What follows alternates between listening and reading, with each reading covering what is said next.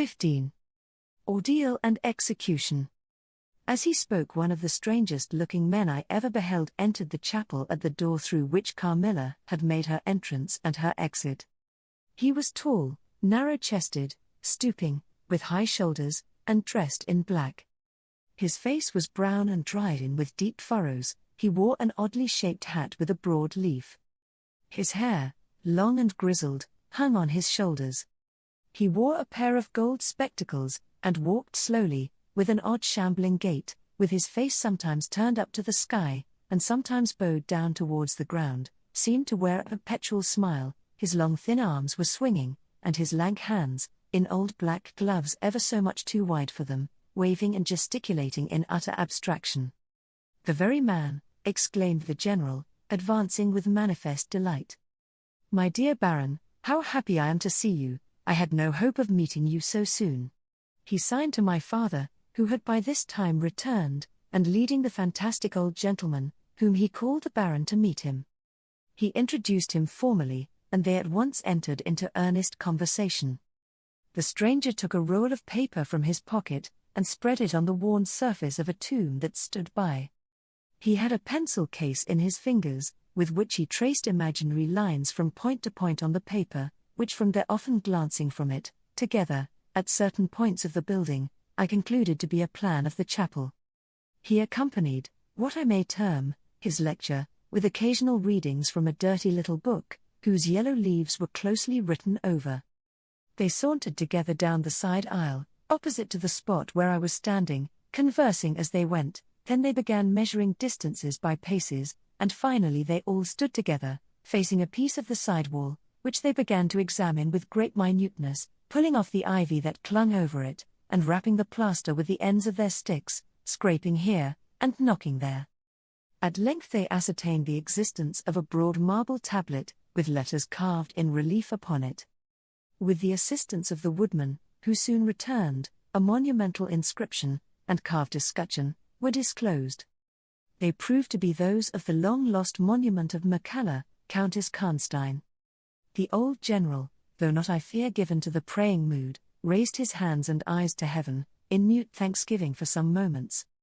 "Tomorrow," I heard him say, "the commissioner will be here, and the inquisition will be held according to law." Then turning to the old man with the gold spectacles, whom I have described, he shook him warmly by both hands and said, "Baron, how can I thank you? How can we all thank you? You will have delivered this region from a plague that has scourged its inhabitants for more than a century. The horrible enemy, thank God, is at last tracked." My father led the stranger aside, and the general followed. I know that he had led them out of hearing, that he might relate my case, and I saw them glance often quickly at me, as the discussion proceeded. My father came to me, kissed me again and again, and leading me from the chapel, said, "It is time to return, but before we go home, we must add to our party the good priest, who lives but a little way from this, and persuade him to accompany us to the Schloss." In this quest we were successful, and I was glad, being unspeakably fatigued when we reached home. But my satisfaction was changed to dismay, on discovering that there were no tidings of Carmilla. Of the scene that had occurred in the ruined chapel, no explanation was offered to me, and it was clear that it was a secret which my father for the present determined to keep from me. The sinister absence of Carmilla made the remembrance of the scene more horrible to me. The arrangements for the night were singular. 2 servants, and Madame were to sit up in my room that night, and the ecclesiastic with my father kept watch in the adjoining dressing room. The priest had performed certain solemn rites that night, the purport of which I did not understand any more than I comprehended the reason of this extraordinary precaution taken for my safety during sleep. I saw all clearly a few days later. The disappearance of Carmilla was followed by the discontinuance of my nightly sufferings. You have heard, no doubt, of the appalling superstition that prevails in Upper and Lower Styria, in Moravia, Silesia, in Turkish Serbia, in Poland, even in Russia, the superstition, so we must call it, of the vampire. If human testimony, taken with every care and solemnity, judicially, before commissions innumerable, each consisting of many members, all chosen for integrity and intelligence, and constituting reports more voluminous perhaps than exist upon any one other class of cases, is worth anything, it is difficult to deny, or even to doubt the existence of such a phenomenon as the vampire. For my part, I have heard no theory by which to explain what I myself have witnessed and experienced, other than that supplied by the ancient and well-attested belief of the country. The next day the formal proceedings took place in the chapel of Karnstein. The grave of the Countess Mircalla was opened, and the general and my father recognized each his perfidious and beautiful guest, in the face now disclosed to view. The features, though 150 years had passed since her funeral, were tinted with the warmth of life. Her eyes were open, no cadaverous smell exhaled from the coffin. The two medical men, one officially present, the other on the part of the promoter of the inquiry, attested the marvelous fact that there was a faint but appreciable respiration, and a corresponding action of the heart. The limbs were perfectly flexible, the flesh elastic, and the leaden coffin floated with blood, in which to a depth of 7 inches, the body lay immersed. Here, then, were all the admitted signs and proofs of vampirism. The body, therefore, in accordance with the ancient practice, was raised, and a sharp stake driven through the heart of the vampire, who uttered a piercing shriek at the moment, in all respects such as might escape from a living person in the last agony.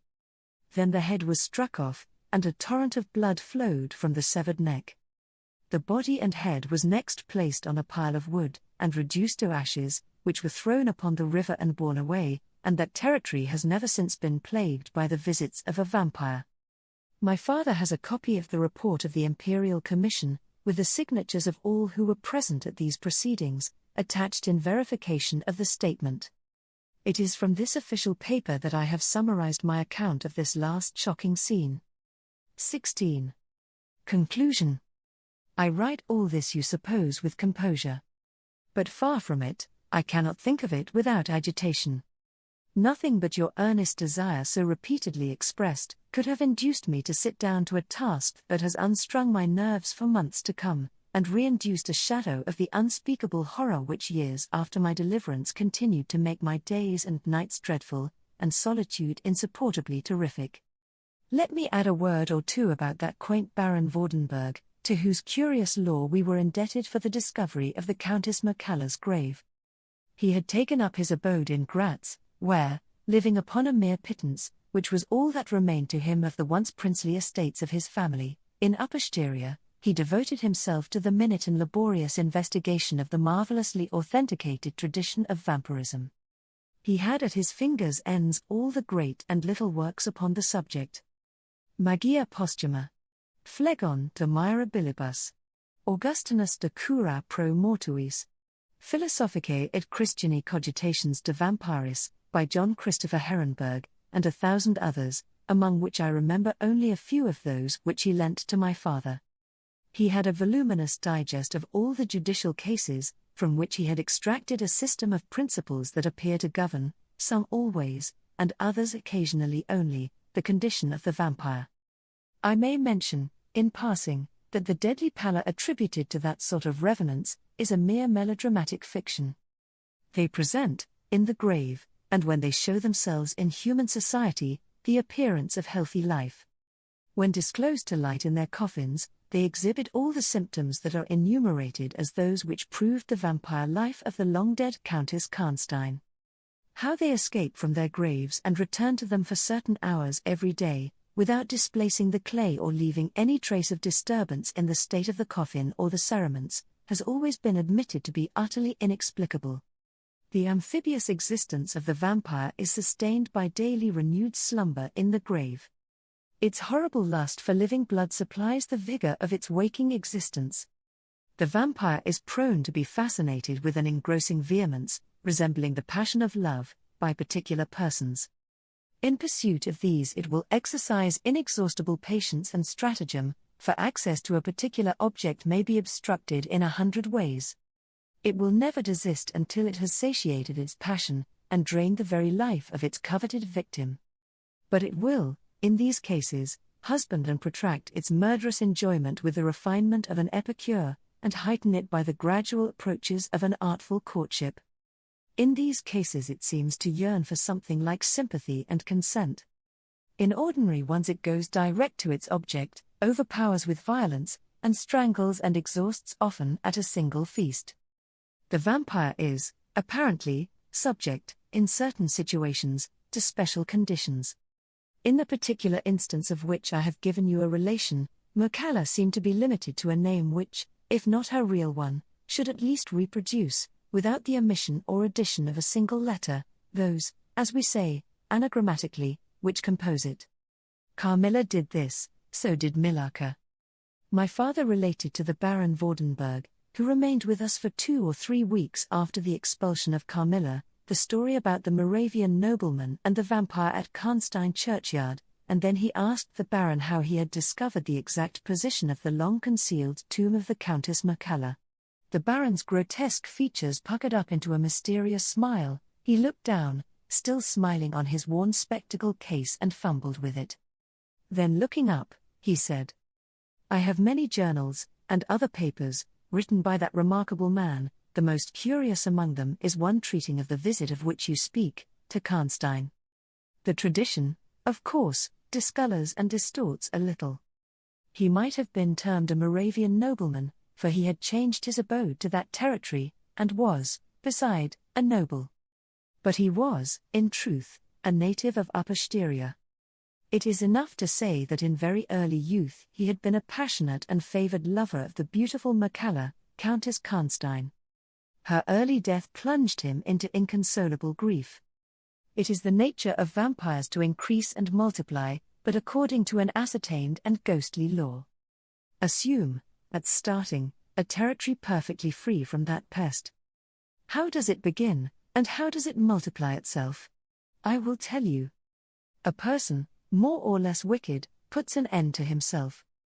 A suicide, under certain circumstances, becomes a vampire. That spectre visits living people in their slumbers, they die, and almost invariably, in the grave, develop into vampires. This happened in the case of the beautiful Camilla, who was haunted by one of those demons.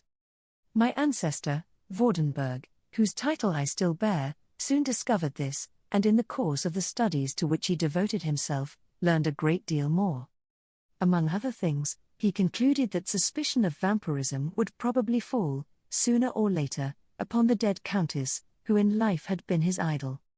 He conceived a horror, be she what she might, of her remains being profaned by the outrage of a posthumous execution. He has left a curious paper to prove that the vampire, on its expulsion from its amphibious existence, is projected into a far more horrible life, and he resolved to save his once beloved Camilla from this. He adopted the stratagem of a journey here, a pretended removal of her remains, and a real obliteration of her monument. When age had stolen upon him, and from the veil of years, he looked back on the scenes he was leaving, he considered, in a different spirit, what he had done, and a horror took possession of him. He made the tracings and notes which have guided me to the very spot, and drew up a confession of the deception that he had practiced. If he had intended any further action in this matter, death prevented him, and the hand of a remote descendant has, too late for many, directed the pursuit to the lair of the beast. We talked a little more, and among other things he said was this. One sign of the vampire is the power of the hand.